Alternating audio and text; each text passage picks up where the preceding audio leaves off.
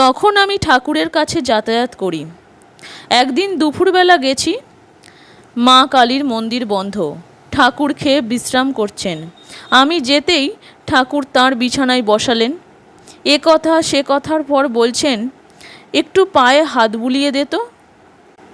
আমি বললুম, মশাই ওইটি মাপ করবেন, বেশ তো গল্প করছিলেন, গল্প করুন।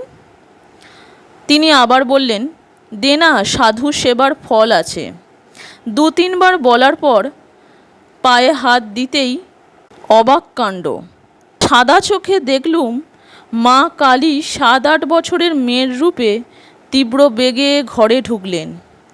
ঠাকুরের তক্তপোষের চারিদিকে কয়েকবার ঘুরপাক খেলেন, পায়ে মল বাজছে, শেষে ওর বুকে মিলিয়ে গেলেন।